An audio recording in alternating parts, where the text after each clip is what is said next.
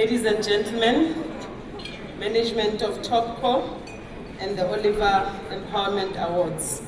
All protocols observed is a famous South African term to make sure that you are not excluding anyone when you greet. Ladies and gentlemen, transformation is, I think, a subject that can be emotive. It is a subject that we should embrace. It is one that we should all be passionate about.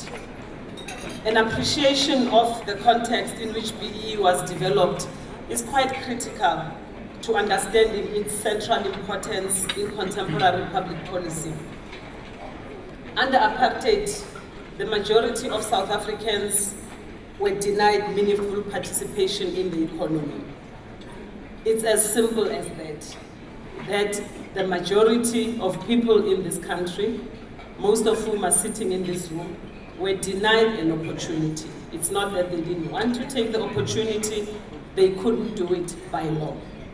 We couldn't do it by law. BEE therefore seeks to address this. And in this sense, it is very essential and it's an inescapable reality of public policy and the conduct of business in South Africa. The ultimate end of BEE is that there should be a fundamental restructuring of our society and the entrenchment of equal opportunities for all. The Constitution provides us with a platform and it includes provisions for this to be addressed. However, it's not only the responsibility of the state to bring about transformation. It is the responsibility of all of us sitting in this room. It is the responsibility of the private sector to ensure, particularly, that in addition to government, we transform our society through meaningful Black economic empowerment. To achieve this, South Africans need to imbibe the spirit as well as the letter of the BEE policies. They are not just meant to be there as tick boxes that you do the minimum that you need to do to tick a box so that you can achieve transformation. It should be meaningful, it should be sustainable, and it should make an impact on the lives of people in South Africa. Only when transformation is meaningful and sustainable will practices such as fronting be addressed and ultimately eradicated. Commitment to this envisaged end is what is required from all of us in society. Through direct ownership of assets by Black people, the ongoing development of skills and indirect empowerment through procurement and enterprise development, Black people start playing an increasing role in the economy in South Africa. However, as a society, we need to limit and we need to guard against limiting the gains of BEE to benefits of a small group, if you look at the population of South Africa, who are mainly educated and dwell in and live in urban areas. We need to ensure that the benefits of BEE are widespread. They should reach rural areas, they should reach townships, and that is how we will see an inclusive economy that matters to all. The triple evils of apartheid that we all know about, that are not a cliche, that we see in the society we are growing in every day, that we see in the townships that we came from, that we see in rural areas, cannot continue. And indeed, if we don't address them, we will see the young people in this country, rural and township dwellers revolting because they will not see what difference has been made in their lives in the past 20 years. Only by including the most vulnerable in the benefits of BEE will we truly transform our economy and society. We have various instruments, BEE being one of them. But as the private sector, we need to embrace the National Development Plan. We need to embrace initiatives such as Operation Phakisa that look at sectors and aim to, as the name says, Phakisa, accelerate, so that people truly feel that it is making an impact in their lives.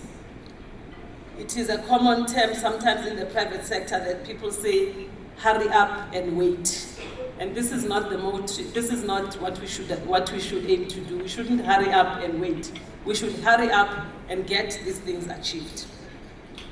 Skills play a very critical role.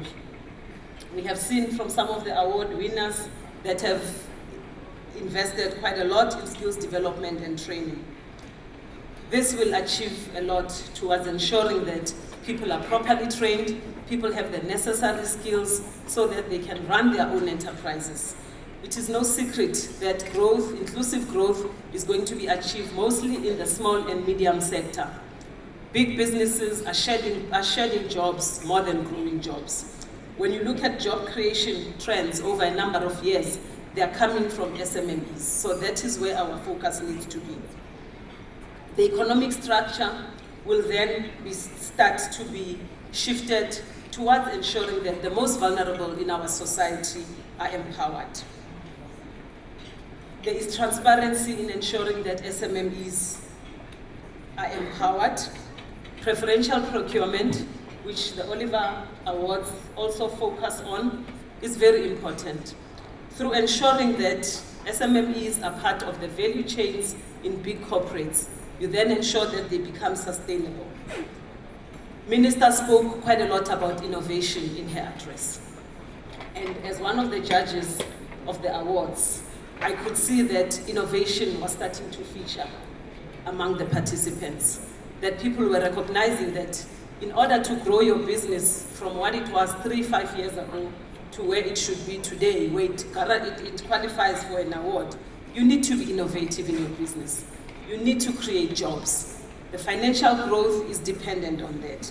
It is therefore essential that as we look at all these factors, we ensure that as private sector, particularly as big business, being represented by BUSA, that we are part and parcel of the solution towards achieving true economic empowerment.